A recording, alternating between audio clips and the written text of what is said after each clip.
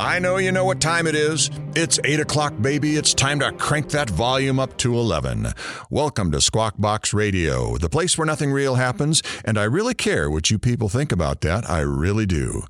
Today in the news, local church today will be giving 2 free seminars today. First one is Preparing for Marriage, and the second one is A Look at Hell.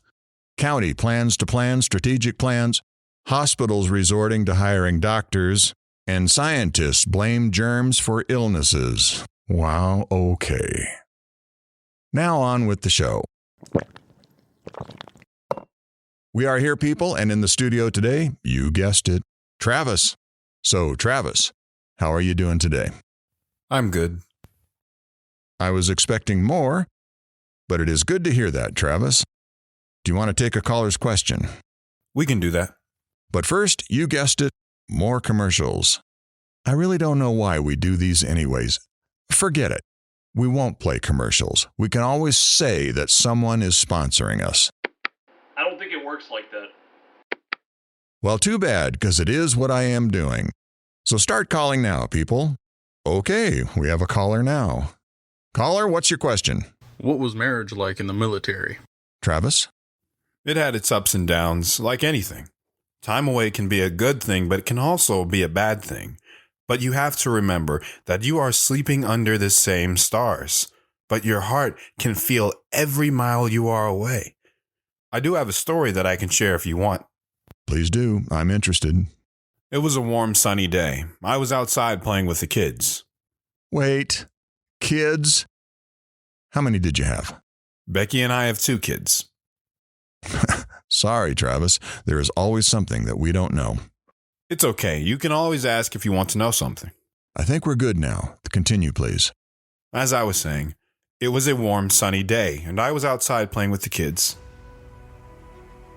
You can do it. But Dad, I'll fall. No, you won't. You can do this. Are you watching Peter? He's fine. Look, Mom. Look at Kelly. She's doing it. I'm doing it. Dad! I got you, honey. She crashed hard and her knees were bloody. Come on, honey. You have to get back on. Dad, I'm bleeding. Let me clean her up. Kelly, just because you're bleeding doesn't mean you have to stop. Come on, get back on the bike. You can do this. Not now, Mom. Mom, let her do this. I lifted her up and stood up the bike and put her back on the bike, and she pedaled down the street and then came back. Tears in her eyes, but a smile on her face. I was so proud of my little girl. You knew that she could do it, didn't you? We can all do it. You just have to keep on going. Have to keep moving. Sometimes, I wonder what my life would have been without you. Don't waste your time on that. I'm with you, always. Moments later, a Humvee showed up to the house, and out came a private. Staff Sergeant Clark. Yes? My orders are to give this to you. Thank you, Private. Was there anything else? No, Sergeant. With that, he got back into the Humvee and drove off. What is that, Travis? Having receiving these a couple of times before, I knew what they were. Orders, probably. Orders? For what? You're not going to want to hear this, but I'm probably leaving soon. You just got back. You haven't been home more than a week. With that, I opened the envelope and pulled out the paper. I was right. I was being shipped out tonight. I'm sorry, honey. I'll help you pack. I won't need it. Now being part of a special forces unit, we knew that most of the time we couldn't say anything to anybody. But this one was different. I knew I was going to be away for a long time.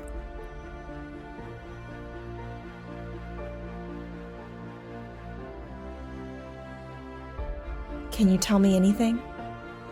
I will when I can. I went inside and packed a small bag. I knew where we were going, and clothing was always a dead giveaway to spot Americans. I packed what I could. Later that evening, I spent what was going to be the last supper I had with my family for a long time. We had a good meal. After the meal and after I put the kids to bed, I came out and saw Becky by the door, holding my bag. Her head was down, swaying her free arm. She knew I couldn't say anything. You come back to me. I always have, haven't I? With that, she kissed me and held on to me, not wanting to let go. I gotta go, honey.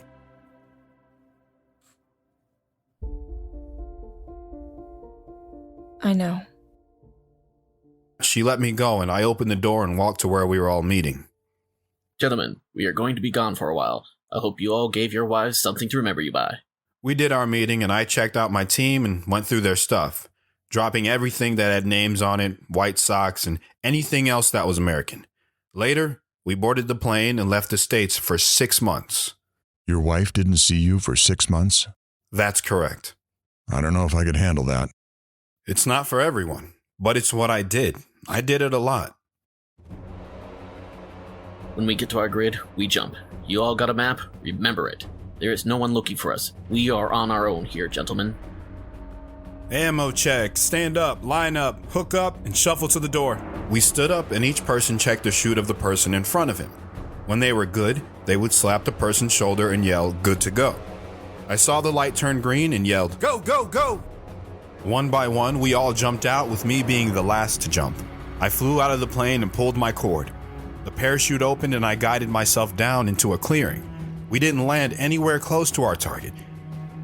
I took off the chute and rolled it up and buried it under some brush and overgrown grass.